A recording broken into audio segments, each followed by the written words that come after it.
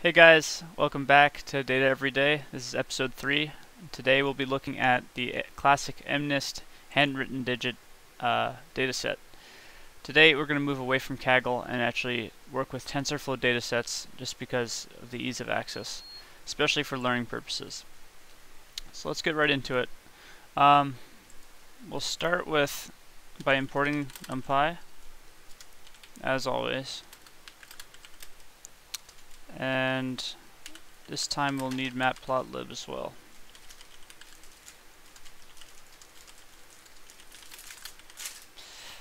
We'll also need TensorFlow.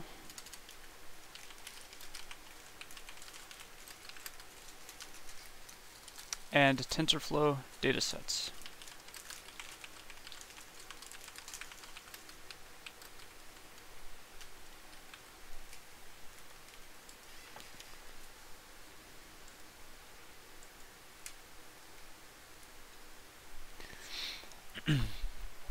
Alright, so let's take a look at TensorFlow datasets. Right here. So basically the way it works is you load in a dataset with the load function and you specify which split you're using. So we'll be using both the test and the train split. And we can store it like so. dstrain and dstest. And we can also use dsinfo, which will give us extra information. TensorFlow dataset.load, and it takes in, where is it? Oh, here. So MNIST is the name of our dataset. And the split we'll be using,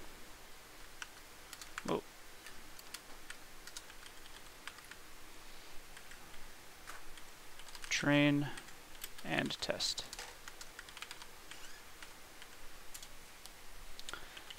We're going to use the shuffle files feature. Here, why don't I bring up the load function?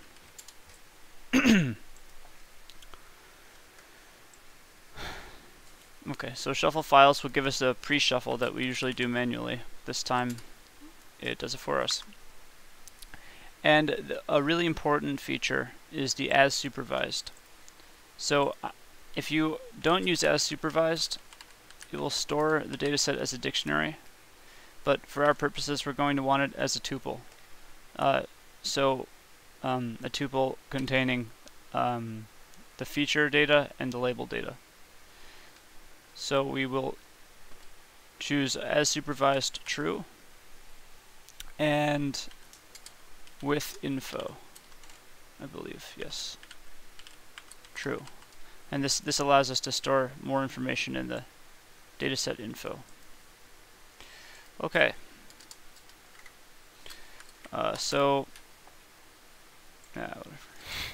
Now let's run that. It's downloading the dataset, and it has completed. So I guess the first step is to let's normalize the data first. Okay, we'll normalize it and batch it. So we'll create a function, normalize, and it will take in an image and a label. And it's just going to return the same image, cast it as a float,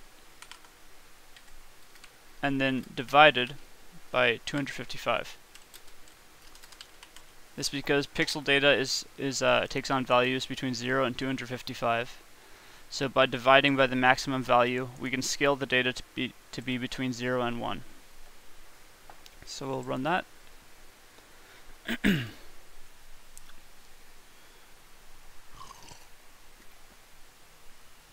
Alright. Now we will apply this function to everything in our dataset. We'll map the function normalize, and we will also include a parameter num parallel calls.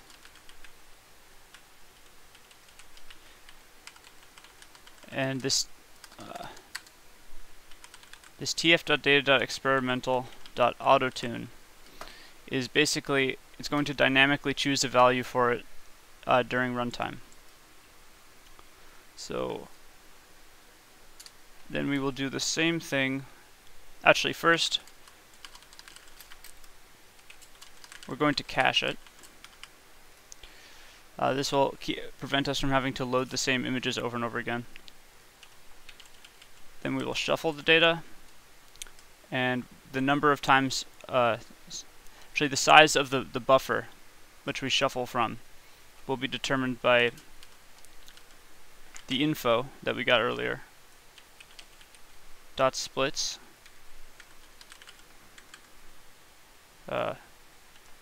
num examples. So basically, the number of training examples will be the size of the buffer for the shuffling. So if you use the size of the buffer to be the entire training set, you'll get the most complete shuffle you can get. And then we will batch it. And so this is going to split our data set into batches. And I guess we can use a multiple of 2, but we'll use 128.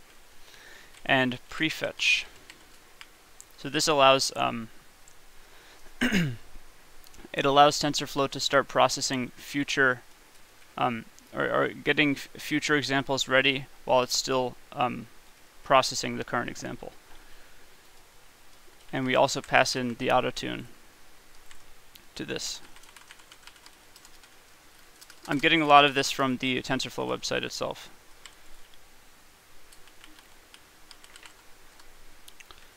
Alright, so oh, I misspelled batch. Okay, cool. So we're going to do exactly the same thing, just with the test set.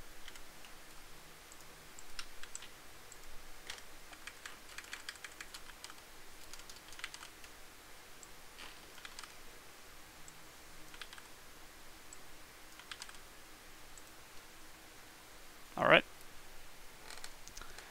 And okay, next we're going to plot some examples. So we want to see what this data set looks like. Supposedly it is actually I think there is some pictures here. It's a data set of, if you don't know, images of handwritten digits. So we can plot it with the matplotlib library, like so. Figure. We'll specify the size of the figure to be, I think 10 by 10 is good. And then for images and labels in our training set, actually taking one batch from the training set, and within that we have our images and labels. Then we will do another for loop, and 9 being the number of examples we want to show.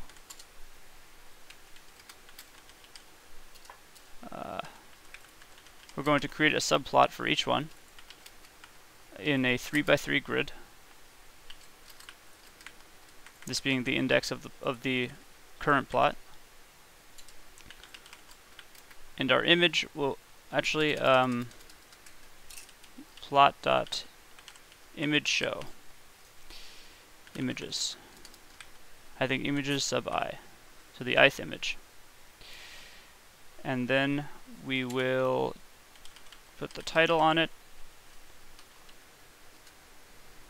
Okay, for the title, actually, let's make this.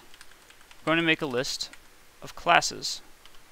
These are the names of the classes, but since we're classifying them as numbers, we're just going to call them 0, 1, 2, 3, 4, 5, 6, 7, 8, and 9. So in the title, we're going to basically try to label each example with its corresponding class name. So we'll say the title will be classes, and then the class we're going for is going to be the ith label. So for this image, it has a label, right? Image sub I has label sub I as its label. That label is going to go into classes, and we're going to get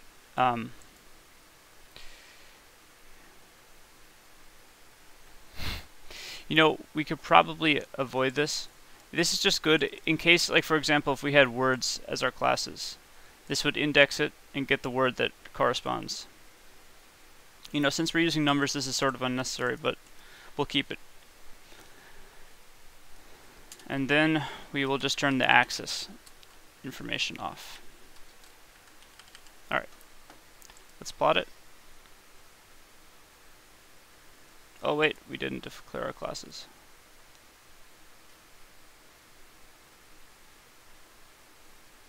Classes, okay, and now plot. Oh, aha. So image data for the image show function, it requires a two-dimensional array. But since this is a third dimension, this is this redundant one dimension in the third dimension. We can get rid of that simply by saying mp.squeeze images by, and why don't we just image equals that, and then we'll show image. So squeeze will get rid of this last dimension. It should, after that, it should just be a 28 by 28 stored in image, and then we'll show the image. Awesome. So here's 9 of our examples, and you can see there's a corresponding label for each one. So ideally we're going to want to predict these correctly, and we can get started by declaring our model. Build our model. I think we'll use the sequential, the tf.character.model.sequential for this, because of its it's easy to flatten images with it.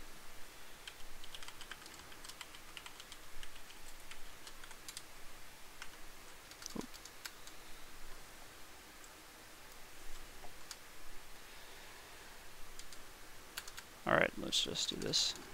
So for our first layer, tf.character.layers, and a flatten layer. This will be our input layer. And we'll give it the input shape 28 by 28 by 1, as we saw earlier.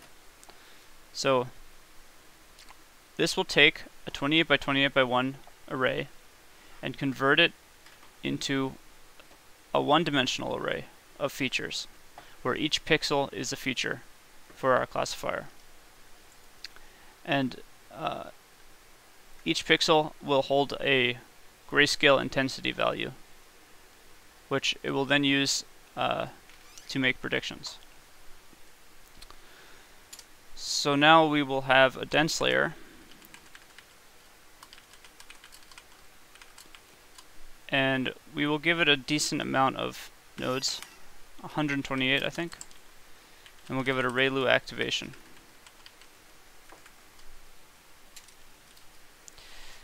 Then our output layer, we'll just have one hidden layer here, and then we'll move right onto the output layer.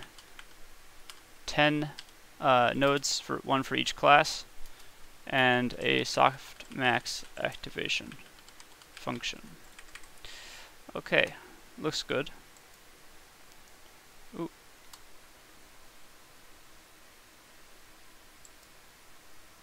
Oh, I didn't put commas, hold on.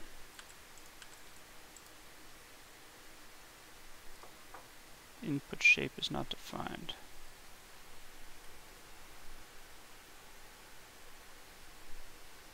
Oh, I didn't put an equal sign.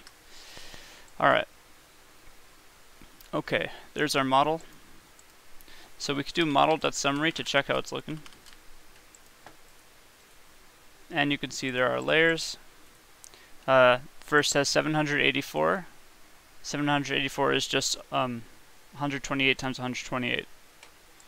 So this is the number of pixels we have in total. This gets fed into a 128 node hidden layer, and then that gets fed into a 10 unit layer for the classification probabilities.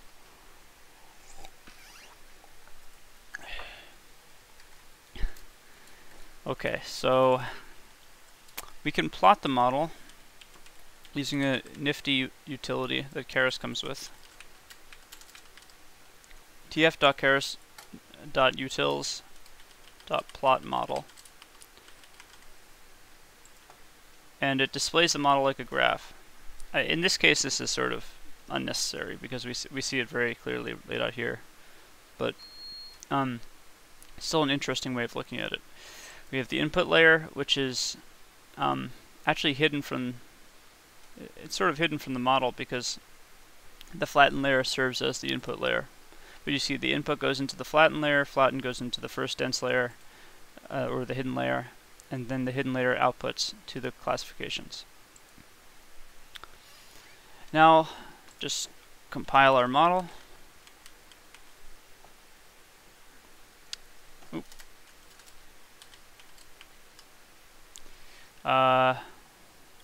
Okay, our optimizer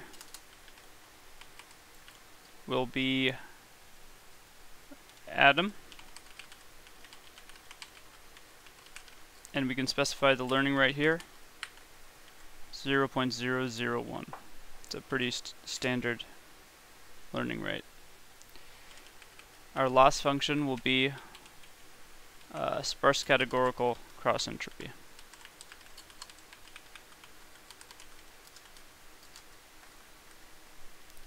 And finally, our metrics, we just need accuracy because there's no risk of skewed classes here.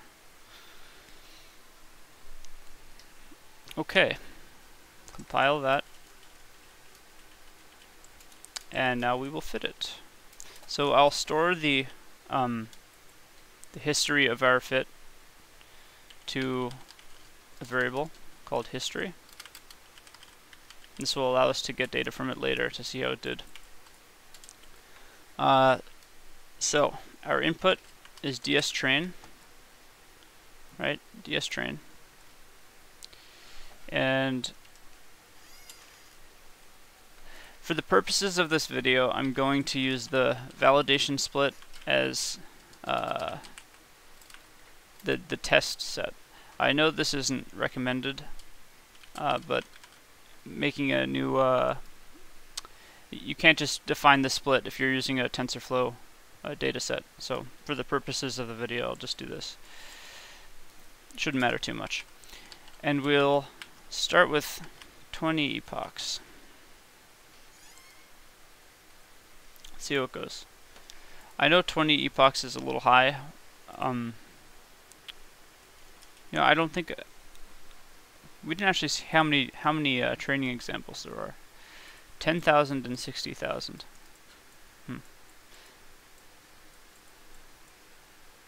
Interesting. All right. Well, let's take a look at how it looks.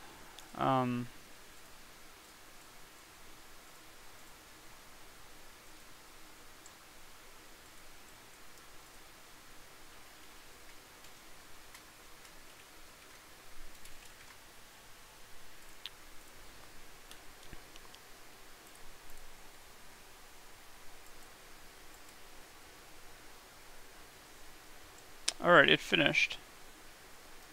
And we can see,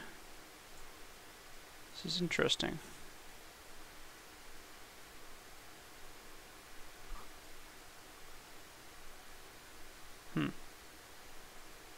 Don't have very high accuracy. Let's see what's going on. What we can do is we can plot the validation loss as a function of the number of epochs. That could give us a learning curve to better understand how this model is performing. So we'll set the figure size to be 10 by 10, and we can plot number of the epoch will be given by a range from 0 to 19 for each epoch, and history.history. So the history is basically a list. Here, I'll show you. History for en history.history print e.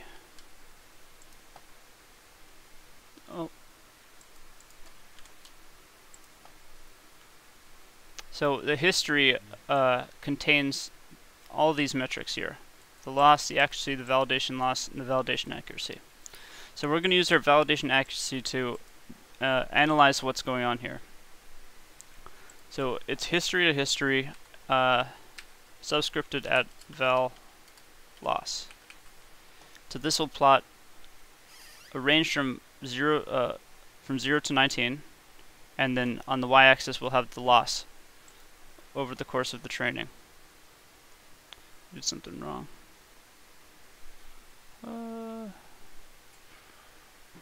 Oh.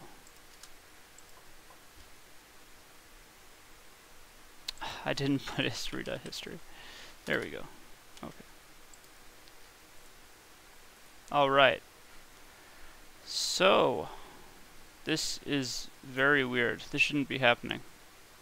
Let's take a look at what's going on here.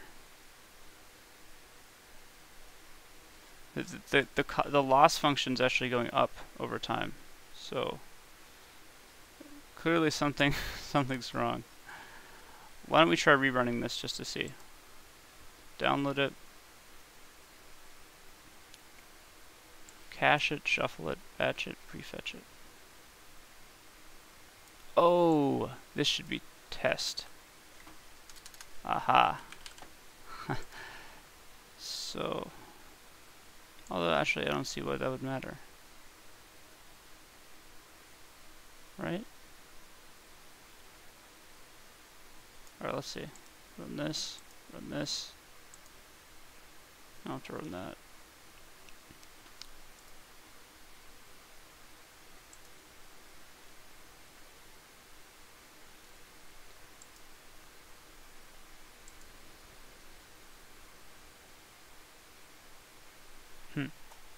Let's see.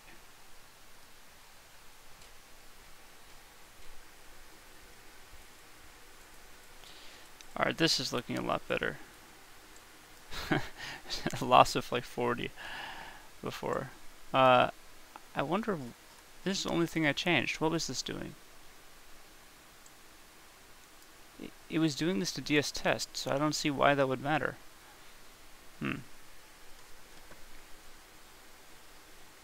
Alright, anyway, it seems to be working now.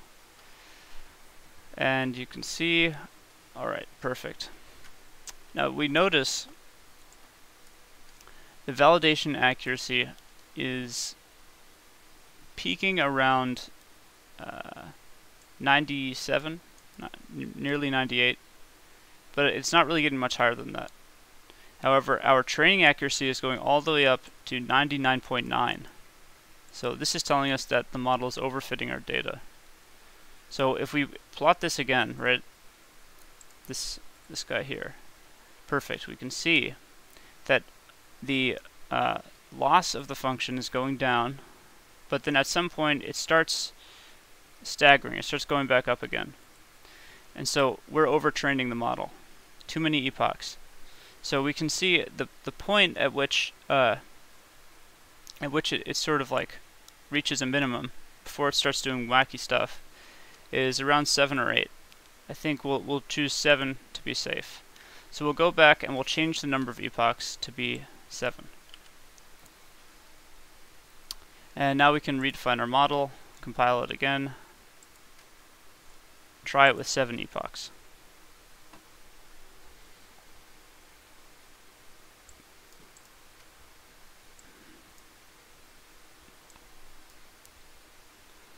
And so it's doing the same thing it did earlier, it's just stopping a lot earlier. So now we can see there's a lot less variation between our validation accuracy and our training accuracy. And if we plot it, oh right, this should be 7 now. It just goes straight down. So no weird stuff happening from overfitting the data. So this is fantastic.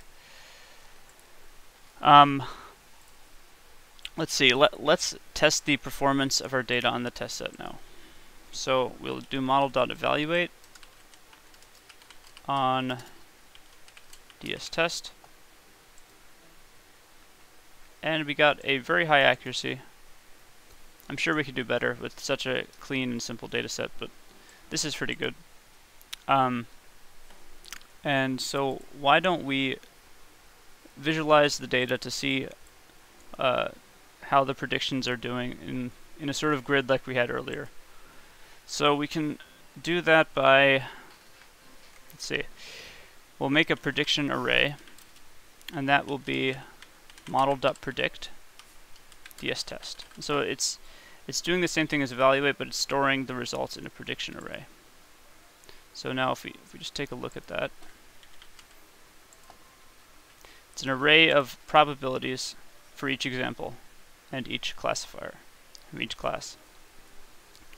So now we can map, well, basically we want to condense this down to be the just the one with the highest probability for each example. So this is one example, this is one example, 2 example, 3 example, right? But each one has 10 different probabilities for each class.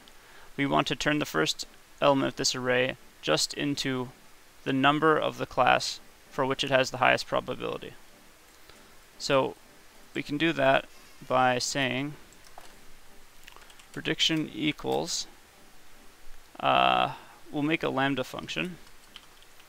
Lambda is going to take in an x and give us back numpy.argmax of x. And we're going to map it to predictions. So we're going to do this for every element in predictions. So it's saying we're going to take one of these arrays. Each training example is an array, right? It's going to take an entire array, x, and it's going to output the argument, the index of the max in that array. So it's going to take the first example, it's going to look through, find the value, the highest value, and it's going to look at the index of that value, and it's going to replace the whole array with just that single value. Now we can call map on that and store it in a list, like so. Now if we look at predictions right here, perfect. Each example has been converted into its classified the digit with the highest probability. Alright, so now we'll plot it again, like so. We'll need a larger figure size here because we're gonna, if we only plot 9, we're probably not going to get any misclassified examples because our accuracy was so high. Wait. Fig size equals 2020. Okay. And then for images and labels in our test set, we'll take one batch. For each one that we're going to display. So why don't we could do a 9x9 grid. So that means we need 81 total examples. So in range 81,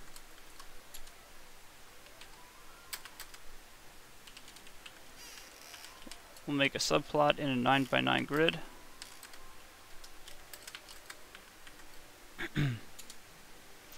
And image, we're going to squeeze it again, right, because we had that problem with the dimension. Image equals numpy.squeeze images sub I. Then we're going to use the image show function. Oh, PLT, not plot. Image show image. And okay, so if we just do this real quick to get a sense of what that's doing. What's wrong here? Oh, in.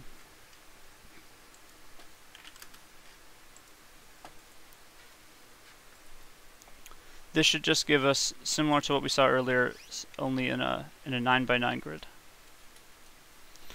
So just like earlier, except we have no labels on this data.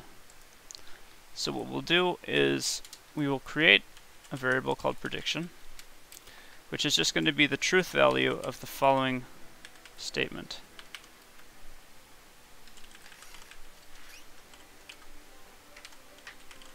Okay. So what this is saying is it's going to look at prediction, right? This list we made looks like this, and it's going to look at our classes, which is get up here. This guy, classes,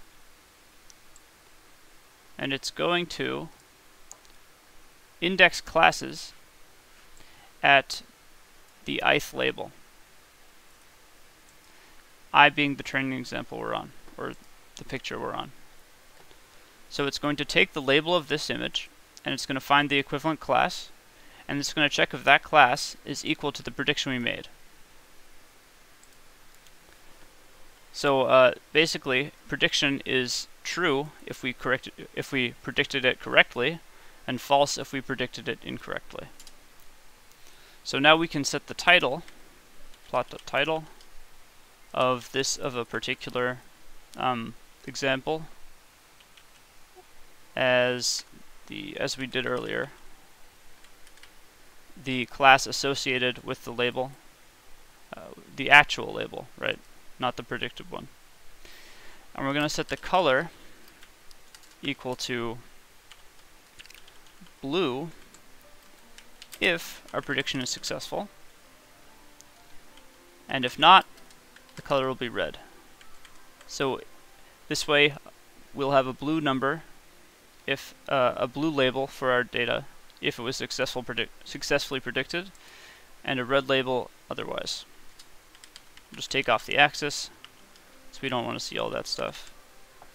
And let's check it out.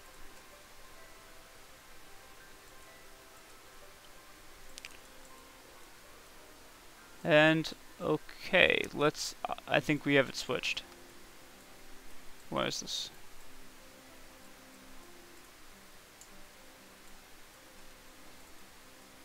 Strangely, it's giving us the, okay, you know what? Let's do this. Instead of this, let's make it prediction sub I. So we'll see the prediction.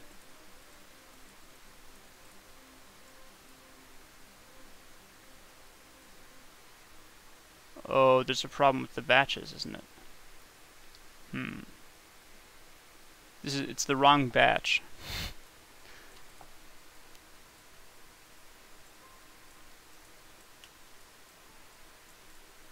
Although strangely,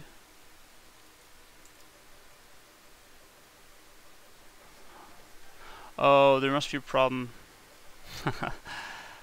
Alright, back to this. What's going on here?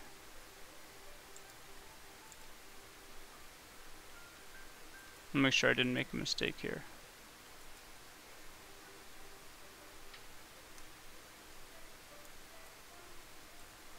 Let's load this in, load this up. Now let's calculate this again.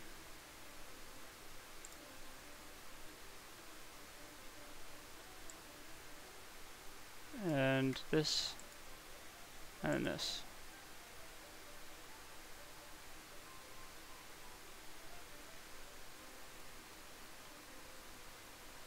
This is very strange. You see, it seems to be operating with a very low accuracy, because it's still saying this is correct. You see, it's blue on all the correct ones, but misclassifying everything else. Yeah, we must be using a different batch. How can we do this?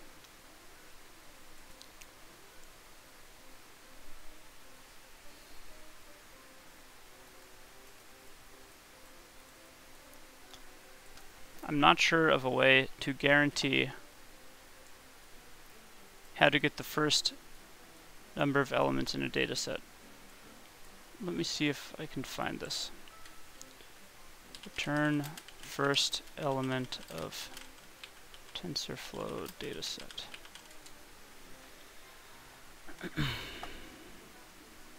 Get single element.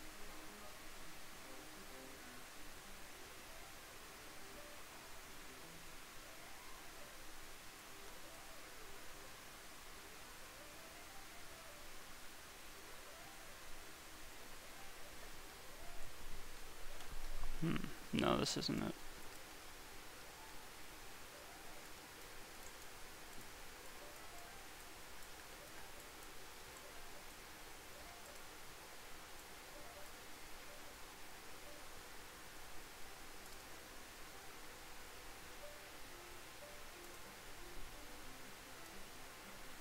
Apparently this works. Let me see if this works. DS test. 4 element in DS test. Dot as numpy iterator. Print element. Ah.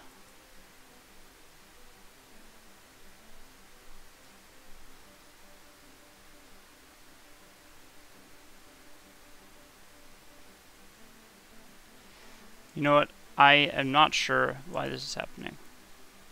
And I don't have the time to go into why, but basically if we could find a way to get the prediction array like this to match up with the actual labels, we could just compare if they're the same to see if the prediction is correct. And then we could display it as a blue number if it's correct and a red number otherwise. But I think that wraps up today's video. Thanks a lot for watching, and see you tomorrow.